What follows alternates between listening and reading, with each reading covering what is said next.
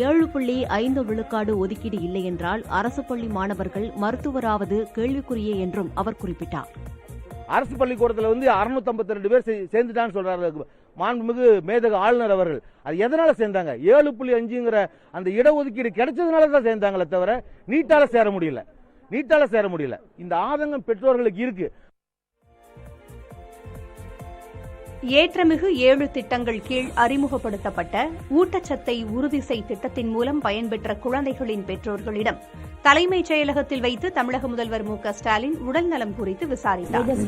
மேலும் இந்த திட்டத்தின் கீழ் குழந்தைகளின் வளர்ச்சியை கண்டறிவதற்கான சிறப்பு மருத்துவ முகாம்களின் போது இதயத்தில் பாதிப்பு கண்டறியப்பட்டு அறுவை சிகிச்சை மேற்கொள்ளப்பட்ட ஹர்ஷத், தேஜஸ்ரீ ஆகிய குழந்தைகள் குறித்த விவரங்களையும் அவர் கேட்டறிந்தார். அப்போது பெற்றோர்களிடம் சத்து பெட்டகம் மற்றும் குழந்தைகளுக்கான விளையாட்டுப் பொருட்களை முதலமைச்சர் ஸ்டாலின் வழங்கினார். தமிழக முதல்வர் மு.க.ஸ்டாலின் தலைமை செயலகத்தில் வைத்து ஊரக வளர்ச்சி மற்றும் ஊரகத்துறை சார்பில் 6 கிராம ஊராட்சிகளுக்கு தலா 15 லட்சம் ரூபாய் மற்றும் கேடயம் வழங்கப்பட்டது. 2021-22 ஆண்டு மற்றும் 2022-23 ஆண்டில் சுகாதாரத்தில் சிறப்பாக செயல்படும் 3 ஊராட்சிகளுக்கு மாநில அளவில் முன்மாதிரி கிராம விருது வழங்கி அதற்கான கேடயம் மற்றும் பரிசுத் தொகை 15 லட்சம் ரூபாய் வழங்கப்படும் என்றும் அறிவிக்கப்பட்டது. அதன்படி குளூர், நட்டாத்தி, அரியநேந்தல் உள்ளிட்ட 6 கிராம ஊராட்சிகளுக்கு வழங்கப்பட்டது. மதுரை மாவட்டம் மேலூருக்கு அருகே விவசாயிகள் பயன்பெறும் வகையில் முல்லைப் பெரியாறு பாசன வாய்க்காலில் தரைப்பாலம் அமைத்து தர நெடுஞ்சாலைத்துறை அதிகாரிகளுக்கு அமைச்சர் மூர்த்தி உத்தரவிட்டார். மேலூரிலிருந்து காரைக்குடி வரை சுமார் 65 கிலோமீட்டர் தூரத்திற்கு 4 வழிச்சாலை அமைக்கும் பணிகள் நடைபெற்று வருகின்றன. இடுபொருட்கள் கொண்டு செல்ல சிரமமாக இருப்பதால் இச்சாலையில் வாய்க்காலின் குறுக்கே தரைப்பாலம் அமைத்து தர வேண்டும் என்று அப்பகுதி விவசாயிகள் நீண்ட நாட்களாக கோரிக்கை விடுத்தனர். இதையடுத்து தனியாமங்கலம் பகுதியில் தமிழ்நாடு வணிக வரித்துறை மற்றும் பத்திரப்பதிவுத்துறை அமைச்சர் மூர்த்தி, மாவட்ட ஆட்சியர் சங்கீதா ஆகியோர் ஆய்வு மேற்கொண்டனர். பின்னர் நெடுஞ்சாலைத்துறை அதிகாரிகளுக்கு வாய்க்காலின் குறுக்கே பாலம் கட்டித் தருமாறு உத்தரவு பிறப்பித்தார். மேலும் கிராம பெண்கள் சுய உதவிக் குழுக்களில் இணைந்து அரசின் நலத்திட்ட உதவிகளில் பயன்பெறுமாறும் அவர் தெரிவித்தார்.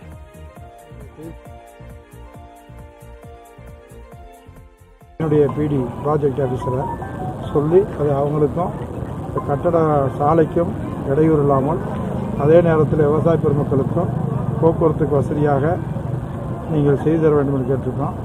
அவங்க இந்த ஒரு 20 நாளில் அந்த பணியை துவங்கி நிச்சயமாக விவசாய பெருமக்களுக்கு போக்குவரத்துக்கு வசதி பண்ணித்தரேன்னு சொல்லியிருக்கோம். மகப்பேறு விடுப்பு கால சம்பளத் தொகையை திரும்பப் பெறுவதற்கான அரசின் உத்தரவிற்கு தடை விதித்து உயர்நீதிமன்ற மதுரை அமர்வு உத்தரவிட்டுள்ளது. தமிழகத்தில் தேசிய சுகாதார திட்டத்தின் கீழ் ஒப்பந்த பணியாளராக நியமனம் செய்யப்பட்ட செவிலியர்களுக்கான மகப்பேறு விடுப்பு கால சம்பளத்தை திரும்பப் பெற தேசிய சுகாதாரத்துறை இயக்குநர் வெளியிட்ட அறிவிப்பாணைக்கு தடை விதிக்க கோரி வழக்கு தொடுக்கப்பட்டது. வழக்கு நீதிமன்றத்தில் விசாரணைக்கு வந்தபோது தமிழ்நாடு அரசின் சுகாதாரத்துறை செயலாளர் மற்றும் தேசிய சுகாதார திட்ட இயக்குநர் பதிலளிக்க உத்தரவிடப்பட்டுள்ளது.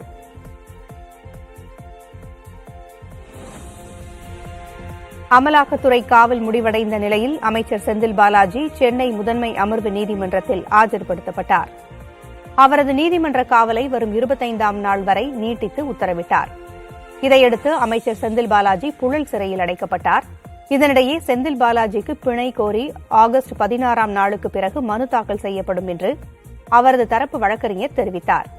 5 நாட்கள் விசாரணை முடிந்து குற்றப்பத்திரிகை தாக்கல் செய்யப்பட்டதாகவும் குற்றப்பத்திரிகையில் செந்தில் பாலாஜியின் பெயர் மட்டுமே இடம்பெற்றுள்ளதாகவும் அமலாக்கத்துறை தரப்பில் தெரிவிக்கப்பட்டுள்ளது.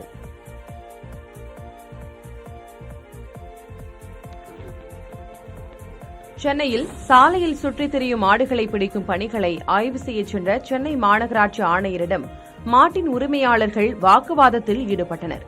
திருவல்லிக்கேணியில் பார்த்தசாரதி கோயில் அருகே சாலையில் சுற்றித் திரியும் மாடுகளை பிடிக்கும் பணிகளை மாநகராட்சி ஆணையர் ராதாகிருஷ்ணன் ஆய்வு செய்தார். அப்போது மாடுகளின் உரிமையாளர்கள் சிலர் வாழ்வாதாரம் பாதிப்பதாக கூறி மாடுகளை பிடித்துச் செல்வதற்கு எதிர்ப்பு தெரிவித்து வாக்குவாதத்தில் ஈடுபட்டனர். மாடுகளை சாலையில் திரியவிடக்கூடாது எனவும் கட்டுப்பாடு இடங்களில் கான்கிரீட் தடுப்புச் சுவர் அமைக்கும் பணி முழுமையாக நிறைவடையவில்லை. தண்ணீர் திறக்க 3 நாட்களே உள்ள நிலையில் கீழ்பவானி வாய்க்காலில் இயந்திரத்தின் உள்ளூர் மாவட்டம் அத்தங்கி காவனூர் பகுதியில் விவசாயி வீட்டின் பூட்டை உடைத்து 40 சவரன் நகை 4 கிலோ வெள்ளிப் பொருட்கள் கொள்ளையடிக்கப்பட்டுள்ளன. விவசாயி தயாளன் என்பவர் சிகிச்சைக்காக சென்னைக்கு சென்றுவிட்டு வீடு திரும்பியுள்ளார். அப்போது வீட்டின் பின்புற கதவு உடைக்கப்பட்டு பீரோவில் இருந்த தங்கம், வெள்ளி நகைகள் மற்றும் 3 லட்சம் ரூபாய் கொள்ளையடிக்கப்பட்டிருப்பதைக் கண்டு அதிர்ச்சியடைந்தார். கைரேகை நிபுணர்களுடன் சம்பவ இடத்திற்கு வந்த காவல்துறையினர் கொள்ளை சம்பவம் குறித்து விசாரித்து வருகின்றனர்.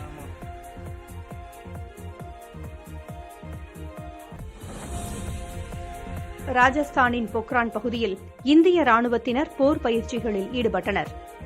அண்டை நாடுகளால் தொடர்ந்து அச்சுறுத்தல் நிலவி வரும் நிலையில் இந்திய பாதுகாப்பு படைகளை வலுப்படுத்த பல்வேறு நடவடிக்கைகள் எடுக்கப்பட்டு வருகின்றன. இந்நிலையில் ராஜஸ்தான் மாநில ஜெய்சால்மரில் உள்ள பொக்ரான் பகுதியில் ராணுவ வீரர்கள் கூட்டு போர் பயிற்சிகளில் ஈடுபட்டனர். போர் ஹெலிகாப்டர்கள், பீரங்கிகள், ராணுவ பாதுகாப்பு வாகனங்கள் ஆகியவற்றில் பயிற்சிகளில் ஈடுபட்ட வீடியோ காட்சிகளை இந்திய ராணுவம் தற்போது வெளியிட்டுள்ளது. இமாச்சல பிரதேசத்தில் நிலச்சரிவில் பேருந்து சிக்கி விபத்திற்குள்ளானதில் 12 பேர் காயமடைந்தனர்.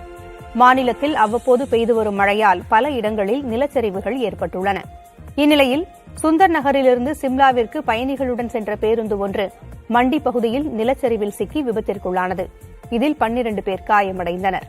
தகவல் அறிந்து நிகழ்விடத்திற்கு விரைந்த காவல்துறையினர் காயமடைந்தவர்களை மீட்டு அதேபோல தங்கம் கையிருப்பு மதிப்பும் சுமார் 1836 கோடி ரூபாய் சரிந்து 3,66,000 கோடி ரூபாயாக குறைந்திருப்பதாக ரிசர்வ் வங்கி தெரிவித்துள்ளது.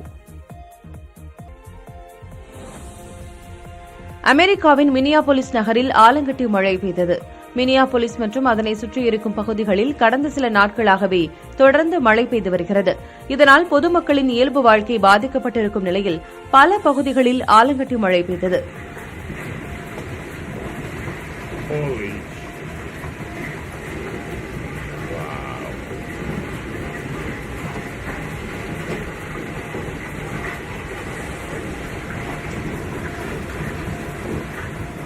டென்னிஸ் பந்து போல பெரிய அளவில் ஆலங்கட்டி மழை பெய்ததால் வீடுகளின் கண்ணாடிகள் உடைந்தன. வாகனங்களும் பெரும் சேதத்துக்கு உள்ளாகின.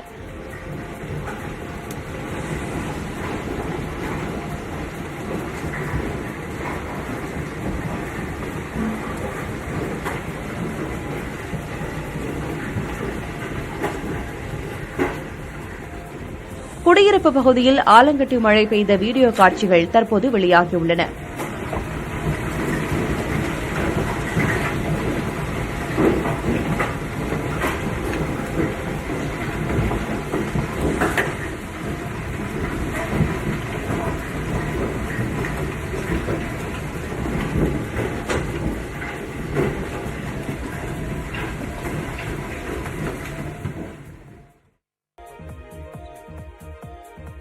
நம்பிக்கையில்லா தீர்மானத்தின் மீதான வாக்கெடுப்பில் பங்கேற்க அஞ்சி மக்களவையிலிருந்து எதிர்க்கட்சிகள் வெளிநடப்பு செய்ததாக பிரதமர் மோடி விமர்சித்துள்ளார்.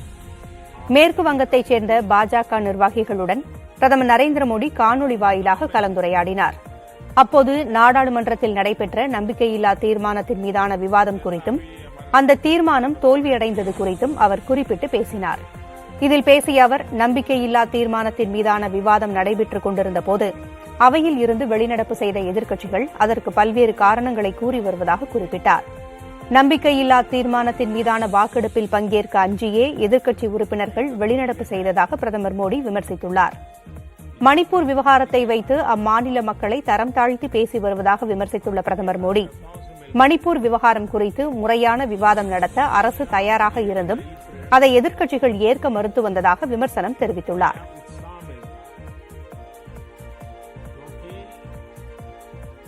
காவிரி நீருக்காக நீதிமன்றத்தின் அனுமதி பெற்றிருப்பதால் கர்நாடக அரசுடன் பேரம் பேச வேண்டிய தேவையே இல்லை என்று நீர்வளத்துறை அமைச்சர் துரைமுருகன் தெரிவித்தார். சென்னையில் செய்தியாளர்களை சந்தித்த அவர் இவ்வாறு கூறினார். செய்ய வேண்டியவன் காவேரி அத்தாரிட்டி, அது சரியா செய்யல. அங்க 15 கியூசெக் கொடுக்கணும்னு சொல்லிட்டு கம்மியாக்குறாங்க. வந்துட்டோம், வெறும் 10,000 சொல்லியிருக்காங்க. மறுபடியும் நான் பேசுறப்ப 82% தண்ணீர் இருக்கு. நேற்று கடை என்னுடைய அறிக்கையில் கிளீனா சொல்லியிருக்கேன். அந்த மாதிரி வேறமே கிடையாது. என்ன என்ன நாங்கள் நீதிமன்றத்தில் வாங்கியிருக்கோம். கர்நாடகத்தோட பேசி அது என்ன தத்துவம்? மேட்டூர் அணையிலிருந்து இன்னும் 9 நாட்களுக்கு மட்டுமே பாசனத்திற்காக தண்ணீர் திறந்துவிட முடியும் என்று தமிழக நீர்வளத்துறை தெரிவித்துள்ளது. கர்நாடக அணைகளில் 220 டிஎம்சி தண்ணீர் உள்ளது. கடந்த 8ஆம் தேதி வரை தமிழகத்திற்கு தர வேண்டிய 37 டிஎம்சி தண்ணீரை கர்நாடக அரசு வழங்காமல் இருந்து வருகிறது. தமிழக எல்லையான பிலிகுண்டுலுவுக்கு தற்போதைய நிலவரப்படி வினாடிக்கு சுமார் 5000 கன அடி தண்ணீர் மட்டுமே வந்து கொண்டிருக்கிறது.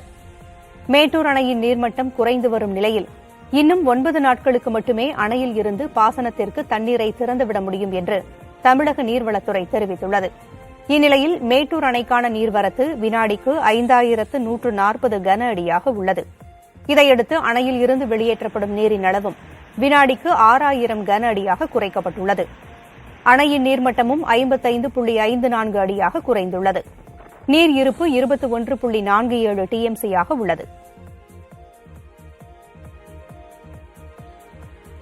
தேனியில் பெய்த மழை காரணமாக 15 நாட்களுக்கு பிறகு வைகை அணைக்கு நீர்வரத்து தொடங்கியுள்ளது.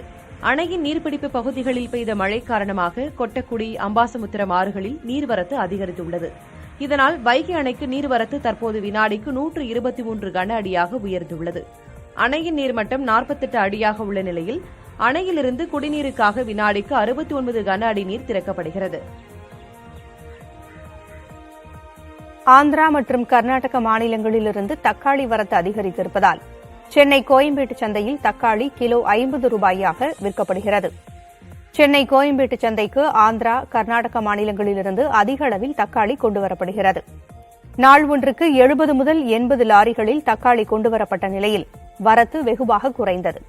இதனால் தக்காளி விலை கிலோ 160 ரூபாய் முதல் 200 ரூபாய் வரை விற்கப்பட்டது.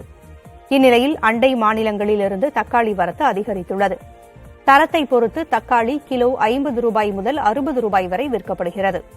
வரும் நாட்களில் வரத்து மேலும் அதிகரிக்கும் என்பதால் தக்காளி விலை இன்னும் குறையும் என்று வியாபாரிகள் தெரிவித்துள்ளனர். இதேபோல திருச்சி காந்தி சந்தையிலும் 1 கிலோ தக்காளி 50 ரூபாய்க்கு விற்கப்பட்டு வருகிறது. தூத்துக்குடி மாவட்டம் எட்டயபுரத்தில் இருக்கும் பாரதியார் இல்லத்தை பாஜக மாநில தலைவர் அண்ணாமலை நேரில் சென்று பார்வையிட்டார். என் மண் என் மக்கள் பெயரில் நடைபயணம் மேற்கொண்டு வரும் அண்ணாமலை இன்று எட்டயபுரத்தில் உள்ள பாரதியார் மணிமண்டபத்திற்கு சென்றார். அங்கு பாரதியார் வேடமணிந்திருந்த பள்ளி குழந்தைகளுடன் அவர் புகைப்படம் எடுத்துக் கொண்டார். இதையடுத்து பாரதியார் இல்லத்திற்கு சென்று பார்வையிட்டு அங்குள்ள பதிவேட்டில் கையெழுத்திட்டார்.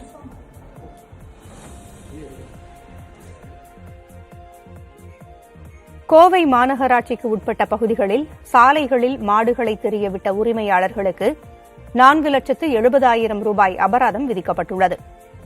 கடந்த 6 மாதங்களில் சாலைகளில் சுற்றித் திரிந்த 47 மாடுகள் பிடிக்கப்பட்டுள்ளதாகவும் மாநகராட்சி தரப்பில் தெரிவிக்கப்பட்டுள்ளது. புகார்களின் அடிப்படையில் பிடித்துச் செல்லப்பட்ட மாடுகளுக்கு தலா 10,000 ரூபாய் வீதம் உரிமையாளர்களுக்கு அபராதம் விதிக்கப்பட்டுள்ளது. ஆடி அமாவாசையை முன்னிட்டு சதுரகிரி சுந்தர மகாலிங்கம் கோயிலுக்கு செல்ல இன்று முதல் 6 நாட்களுக்கு பக்தர்களுக்கு அனுமதி வழங்கப்பட்டுள்ளது. விருதுநகர் மாவட்டம் ஸ்ரீவில்லிபுத்தூருக்கு அருகே மேற்கு தொடர்ச்சி மலைப்பகுதியில் அமைந்துள்ளது புகழ்பெற்ற சதுரகிரி சுந்தர மகாலிங்கம் கோயில். இக்கோயிலுக்கு மாதந்தோறும் பிரதோஷம், அமாவாசை, பௌர்ணமி நாட்கள் மட்டுமே பக்தர்கள் செல்ல அனுமதிக்கப்படுகின்றனர். அந்த வகையில் வரும் 16ஆம் தேதி ஆடி அமாவாசையை ஒட்டி இன்று முதல் 17ஆம் தேதி வரை மொத்தம் 6 நாட்கள் மலையேறி செல்ல பக்தர்களுக்கு மாவட்ட நிர்வாகம் அனுமதி அளித்துள்ளது.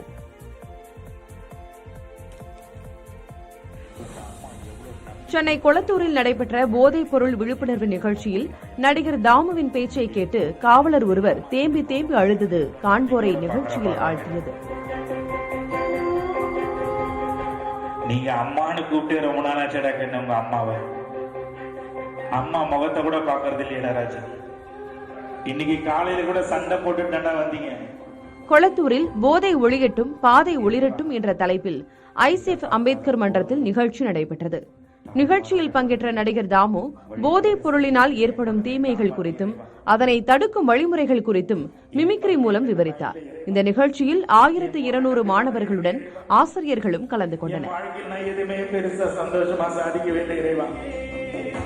என் குழந்தைங்க தான் எல்லாமே சொத்துன்னு நம்பி இருக்கிற இறைவா, என் குழந்தை தவறான பாதையில போயிடக்கூடாது இறைவா.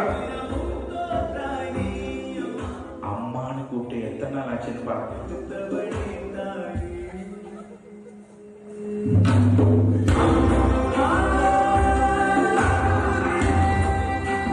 சாரிம்மா, நான் தான் உங்ககிட்ட பேச